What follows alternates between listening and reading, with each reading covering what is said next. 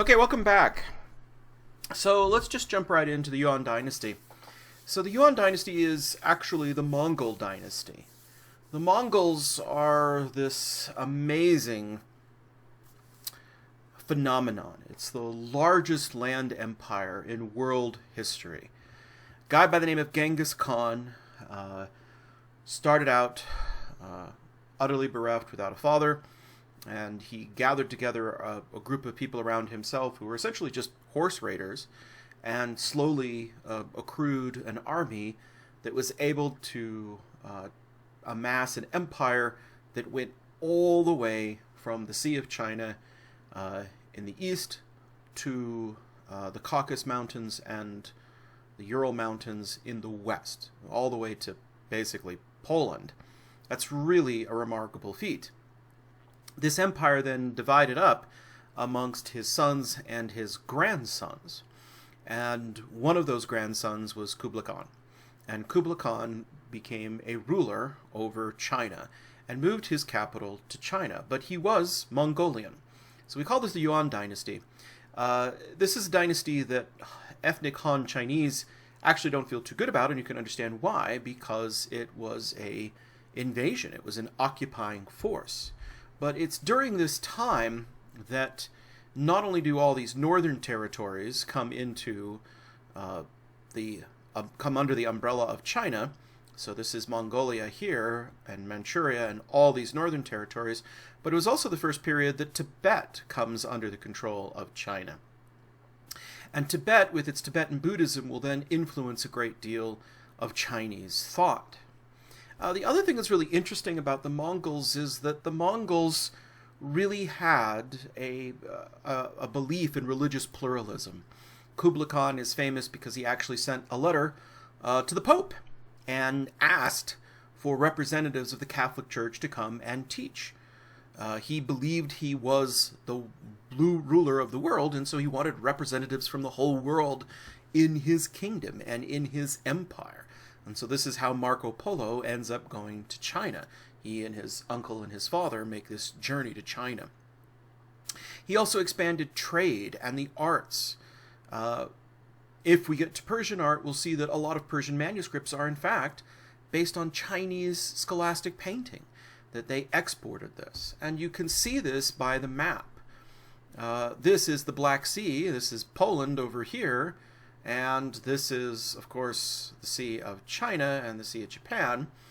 And they came down all the way into Indochina. Of course, later, the descendants of the Mongols would become the Timurids, who would conquer this entire central region here, and then the Mughals, who would take over all of India. So in one part or the other, they had basically conquered all of Asia. It's really quite remarkable. Few holds out like Japan and Korea and parts of Indochina, but otherwise the Mongols and their descendants would cover all of Asia. And so their influence is really profound. What's interesting is they don't come with much culture themselves. They do have a writing system. This is a letter that was actually written to the King of France, basically saying, hey, if you come east, I'll come west, and we'll squeeze the Arabs between us. That's kind of amazing. In fact, in 1258, the Mongols actually conquered Baghdad, and for a couple generations there, the official state religion of Baghdad was Tibetan Buddhism. It's really crazy. But eventually, the reality of the Mongols would convert to Islam whenever they conquered a Muslim country, but they would also convert to the native religions they went. They had their own religion, a Tengranistic religion, which is, Tengrin means heaven. It's a kind of an animistic, shamanistic faith, common in Mongolia. But they converted to Buddhism when they conquered Tibet. They converted to Islam when they conquered Baghdad. They didn't bring a lot of culture with them, but they assimilated to all of the cultures around them, and they were very, very able rulers, administrators, and of course warriors, and very great traders. And so they traded all of this culture everywhere they went. And that was the real genius of the Mongols. So while we credit the invention of things like regular denominations of coins and paper money to the Chinese, these were really popularized by the Mongols.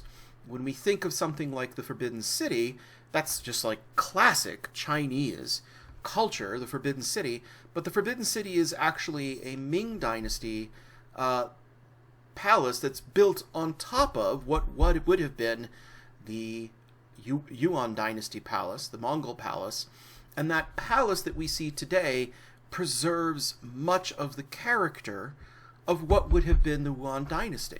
It's kind of funny, the Ming Dynasty comes in, they hate the Yuan Dynasty, they see them as invaders, they totally destroy the palace, but then very quickly they realize, well, wait a minute, that administrative palace was very useful, and so they quickly rebuild it.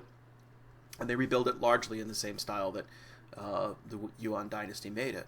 The same thing is true of the arts, that when the Mongols get to China, the first thing they realize is that China has this enormous wealth of culture. And so they start sponsoring the creation of the arts. And so this thing is made during the Yuan Dynasty.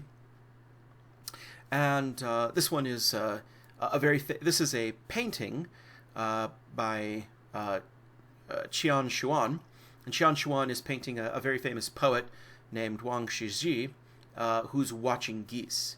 And so here is the detail, and here is the entire thing. Notice again, we have this scholastic kind of absence of space. We have the use of the yin and the colophon and all of these details.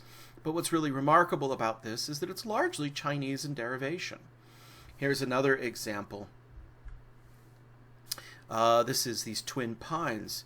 So these artists are actually ethnically Han Chinese, but they are working for the Yuan Dynasty, and so the Yuan Dynasty assimilates all of this culture from China. And so the Taoistic, calligraphic kind of brush lines, the open space, the Mongols loved all of this and championed it everywhere they went. Mongols also had a love for horses, so it's not surprising that these traditions of horse portraits and scholastic paintings continue to pop up, although Mongolians preferred shorter horses. So this horse actually looks more like a kind of classic Chinese horse, but this one looks more like a typical Mongol horse. But the style of painting, the light calligraphic brushstrokes, you can even see it in the faces of the individual. All of these are characteristics of scholastic painting that gets appropriated into the Mongol period.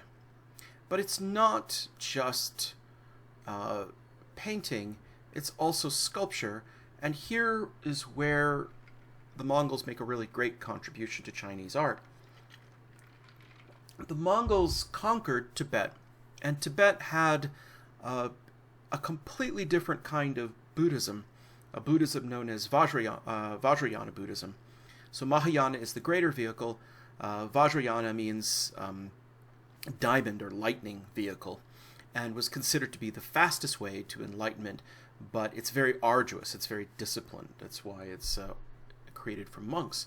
And so Chinese art started to take on the dynamic characteristics of Tibetan art, which was influenced by Pala art from India. So you have more dynamic compositions and more dynamic drapery. One of the things that is really amazing is we start to see the importation of Tibetan Buddhist ideas into the Chinese universe. So we're going to talk a little bit about Tibetan stuff. This one is, for example, this is a mandala. So we've talked about a mandala before. A mandala is a cosmological map. It is a map towards enlightenment.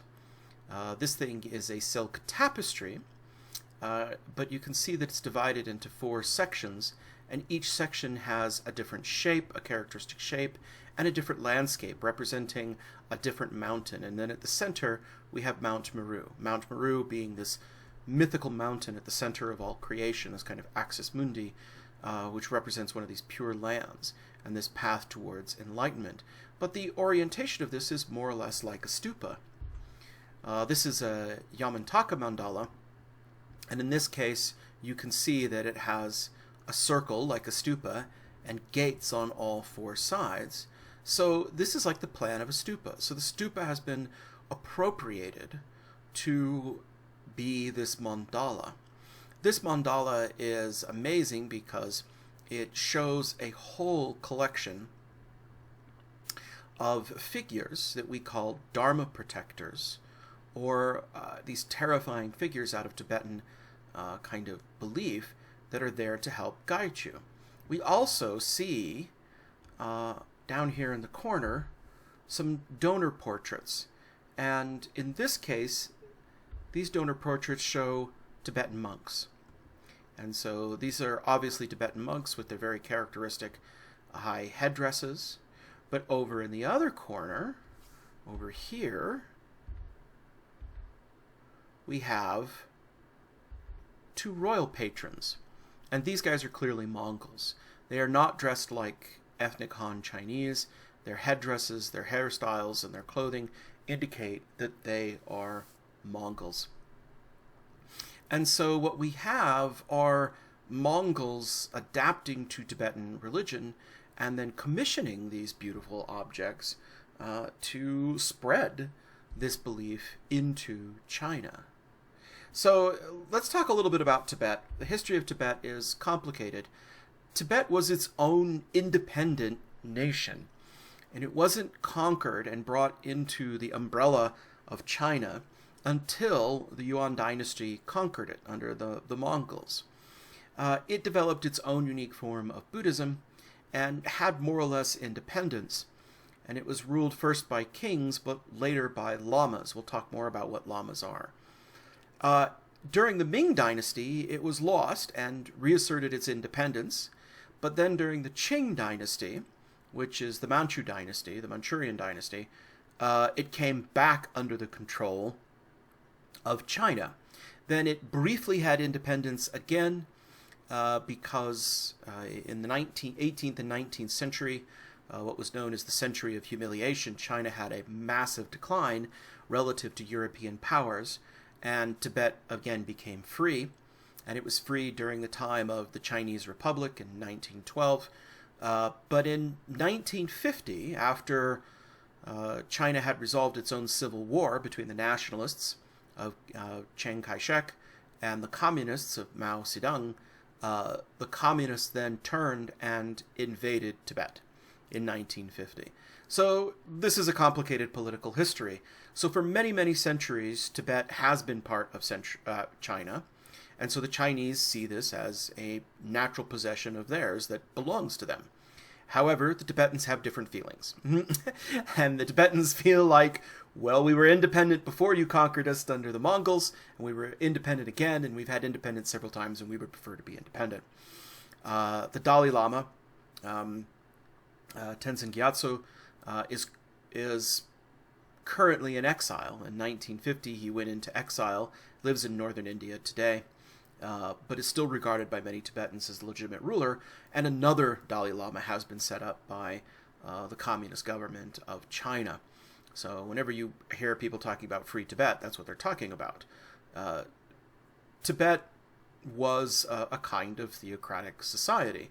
It's important to remember that Tibet was not always this, we always imagine it as a nation of monks, but it was an empire. It was a military empire, and the characters there were very much like the Mongols. They were people living on the steppes, high plateaus, living as horse raiders. There are some Tibetan weapons. But eventually, they settled into this kind of theocratic state of government. So we've talked about Mahayana Buddhism and Theravada Buddhism. Vajrayana Buddhism is regarded as the third turning of the wheel. So you have Dharma, which represents the wheel, and there are three turnings of the wheel. There's actually going to be a fourth turning of the wheel, but that's going to happen in the future.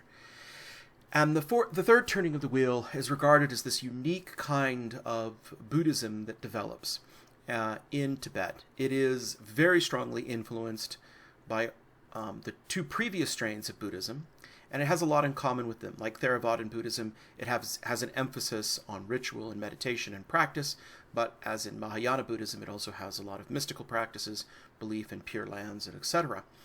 It also borrows a lot from Tantric philosophy, which, remember, was this philosophy that existed in India amongst both Hindus and Buddhists, and it crossed over from the northeastern section of India and the Pala Empire and crossed over into Nepal and eventually Tibet.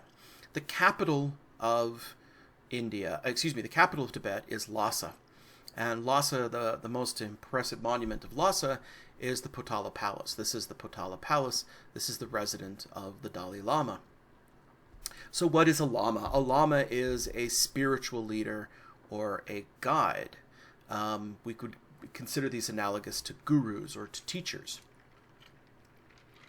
Gurus are people who have spiritual insight.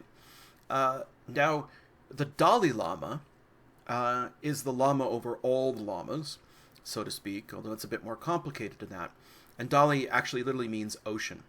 So just like all rivers run to the ocean, and the ocean receives all waters, the Lama receives all of the spiritual investment. And so he is the Dalai Lama, or the oceanic Lama, this kind of Lama that, even though it's a land-based country, that's still a metaphor that they use. And so he is the leader. And he is regarded as the reincarnation of the previous Dalai Lama. And so Tenzin Gyatso is regarded as the 10th incarnation of that Lama. And generally the Lamas are regarded as bodhisattvas. They are regarded as people who have achieved enlightenment, but remain behind to teach enlightenment to everyone else. In addition to that, there was a native religion that exists in Tibet called Bon, and it had a whole pantheon of deities. And just like it does everywhere else, Buddhism assimilated this pantheon of deities into its culture, and they become supporting characters for the Buddhas and bodhisattvas that exist later. Tibetan art is really noted for its dynamism and its lively use of color. We see a large variety of colors. We see kesi, which are kind of silk tapestries painted in distemper, which is a kind of color. We also see statuaries of a wide variety, sometimes with some rather terrifying characters. They start with the kind of Gupta period representations of Buddhas, but they adopt all of the kind of ecstatic imagery of the Pala Empire, and then they also adopt a lot of Chinese kind of imagery. So if you look at this figure, this is a bodhisattva. Notice he has a crown. The basic and fundamental posture is borrowed from earlier representations of a Buddha, but then he has this beautiful floating drapery. That floating drapery is actually an attempt to emulate in sculpture that floating drapery that we saw on things like the scroll work of Gu Kaiji. You saw those beautiful floating drapery.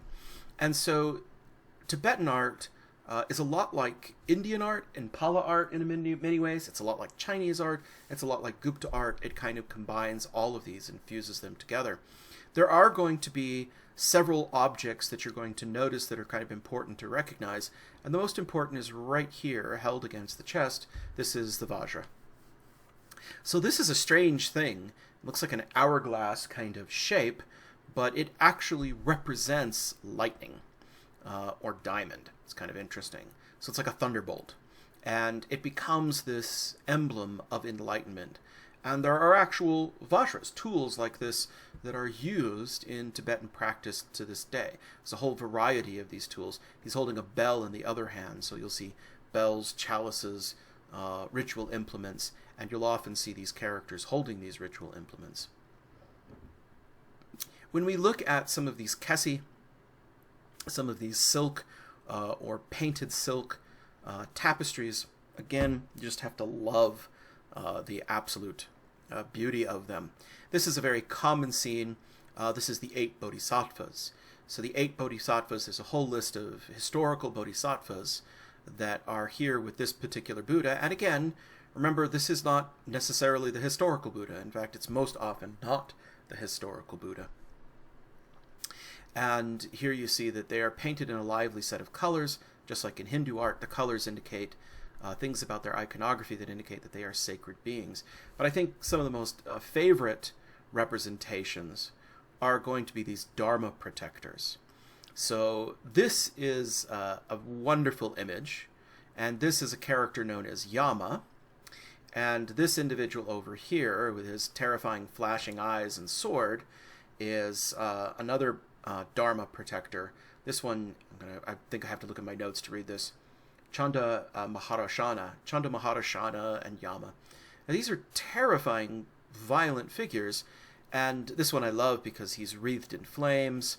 He has a belt with the heads of his enemies. He has a crown of flaming skulls and a third eye and fangs. Yama is really quite terrifying.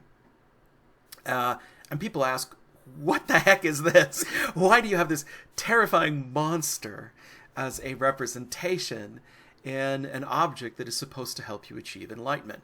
It's actually a very similar idea to saints or knights or military saints in the Christian tradition. If you know your early Christian iconography, there's lots of military saints who have swords or are trampling enemies or etc. In my Latin American class, there's Santiago Matamoros, who's always shown trampling and beheading Moors as a defense against Moors. And this is a similar idea. You can see that he's trampling this figure, which is a representation of Mara, although he has a different name in Tibetan, a symbol of evil. So it stands to reason that if you are looking for somebody to protect you on your way to enlightenment, you do not want a pushover. You don't want some pushover panty waist. You want someone terrifying. And this person becomes an emblem of something that destroys resistance. A lot of Tibetan and Buddhist idea is about fighting against the resistance that the material world is constantly pushing back on you in order to find enlightenment. So you want somebody badass to break those boundaries, to break those obstacles. And these become ways of giving you encouragement in that direction. And then we have just a whole variety of just beautiful mandalas. The mandalas come in a variety of types. Most are going to have that kind of floor plan of a stupa, but they also have dharma protectors, bodhisattvas, monks, patrons, all kinds of things. You often see them divided into a 9 grid. And again, you can see the similarity here between the stupas of the Mauryan dynasty and even the stupas of Borobudur. By far, one of the most amazing forms of this tradition is mandala sand paintings, which are unique to Tibet. In this case, you have a tiny tool that has a series of ridges, and you have a metal rod that you rub on this, and this allows sand to flow out of it, almost like a pen or a brush, and you build up these beautiful sand mandalas. There's only a few lines that scribe these on. They're wearing masks so that if they sneeze, it doesn't destroy a month's worth of work. Here you can see there's actually kind of a topography. Each one of these sand mandala bodhisattvas or Buddhas is kind of three-dimensional, and they are just breathtakingly beautiful and sometimes take months to produce. And then when you have finished this sand mandala, and it has served its purpose, and a ritual is performed that allows you to exercise this sand mandala and to use it to its fullness, you sweep it up. And it's just heartbreaking to see this. People can't even hardly believe it. But when they do it, it's just amazing. They sweep it up. It is completely gathered up.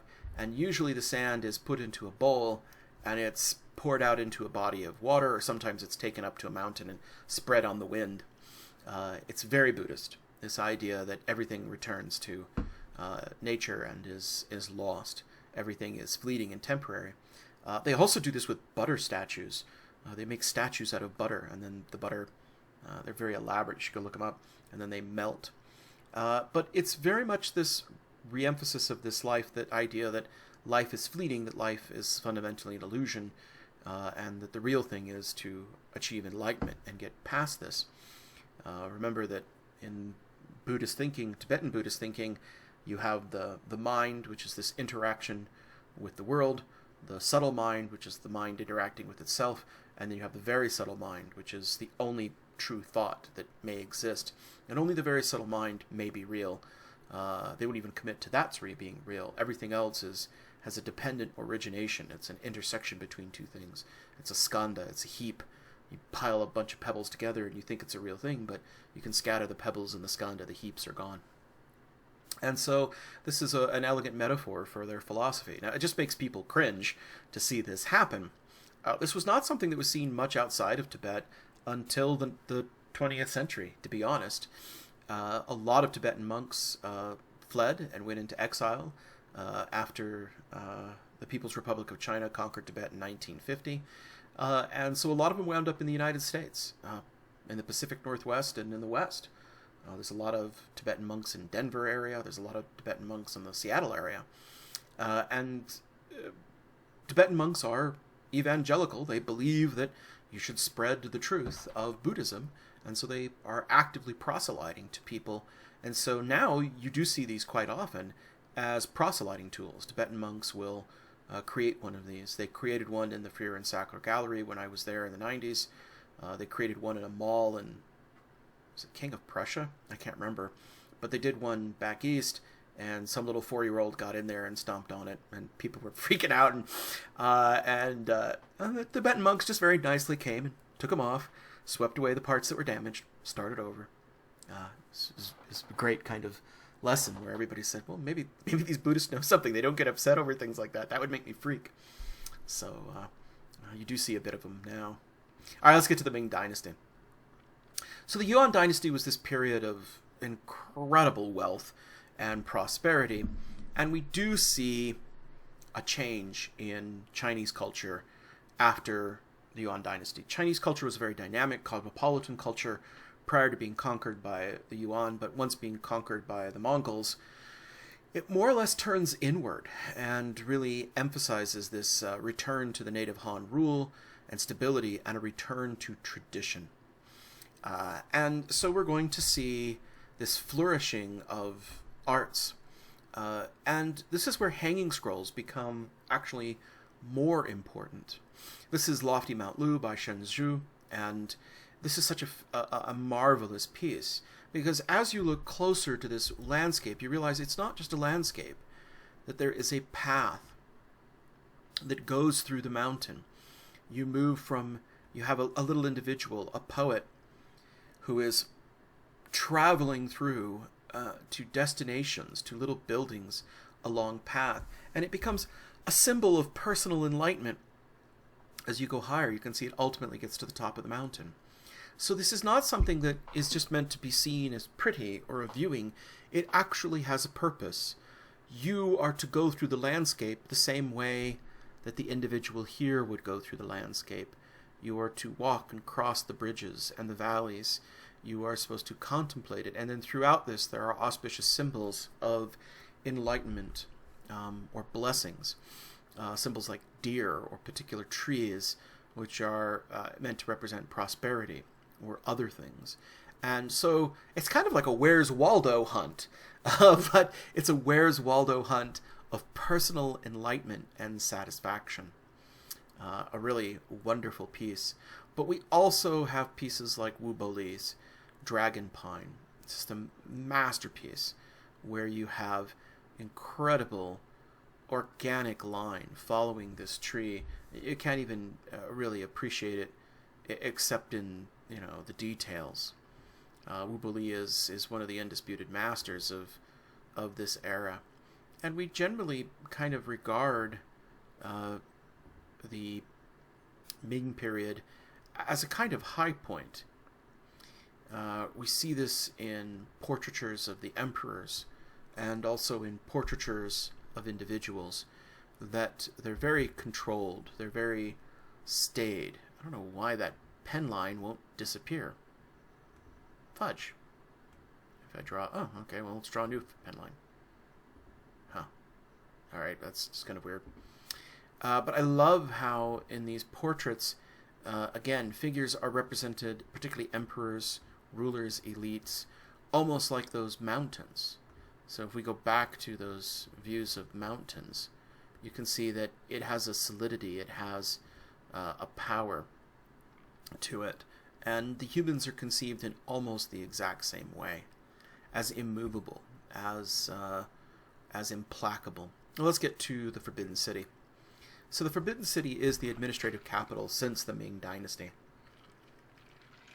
As I mentioned early, this palace is actually a rebuilding of a previous palace.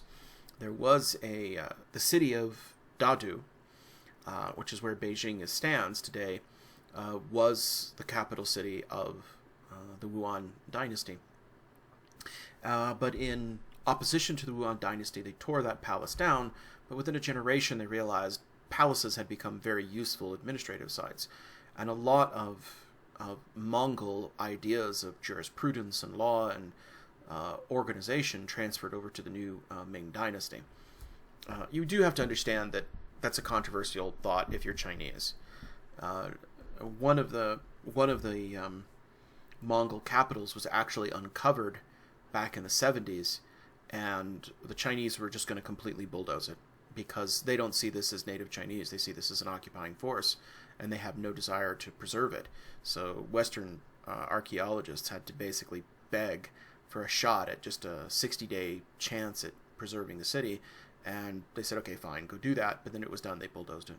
A huge, cultural loss, but they see that in a completely different way. So if you go to China, don't tell them the Forbidden Palace is basically built on a Mongol blueprint. They would not appreciate it.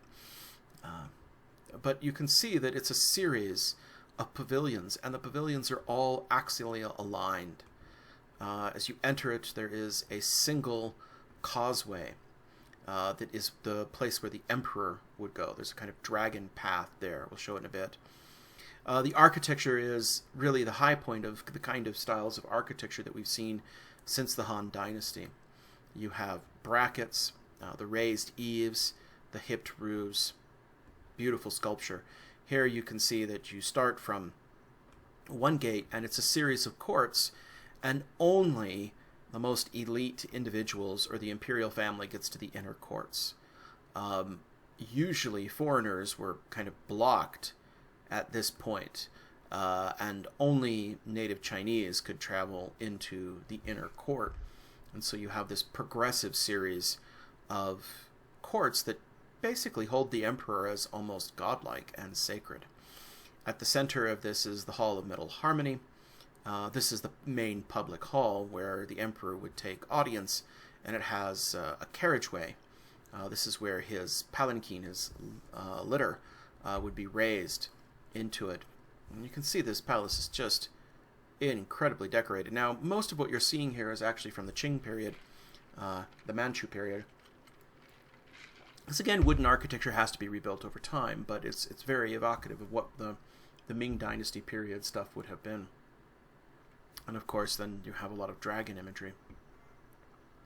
One of the things that, of course, the Ming period is known for is its porcelains. The Ming vase is, generally regarded as this high-quality vase. And you have two cities that are producing most of these, and they still produce these today. Porcelain is made from loess. Loess is a very fine clay body that is made of wind-blown sediment. And China had a near monopoly on this kind of material that create this beautiful white body, translucent kind of very high-quality ceramic we call porcelain. And then it would be fired. And when they originally fire this, it looks kind of almost black and chalky white, but then it turns this kind of cobalt blue in the firing process and has this incredibly lustrous quality to it. I wish I knew more about it. I really can't say more. It feels like I'm giving short shrift to this, but I'm also moving very fast because I do want to get to some of these other periods. This is also a period of just absolute majesty in tapestries, in brocades. Silks, of course, are what China is known for, and so here we see an imperial dragon with this pearl and cranes in this robe. The beauty of it. We also have incredible amounts of exports in ivory, in lacquerware, and enamels. The last phase of China is the Qing dynasty, and this really is a period of decline in a way. That the Qings are Manchus. and Manchuria is the northern part of what is modern-day China. They come into the area which was ethnically Han, and they subjugate the Han. And it continues from 1644 to 1912 and the revolution of 1911, where you have a republic being established. The emperor is preserved, and the court systems are preserved, but they more or less become kind of constitutional monarchs. And then later, in the 1930s, you have the beginnings of the Chinese Civil War.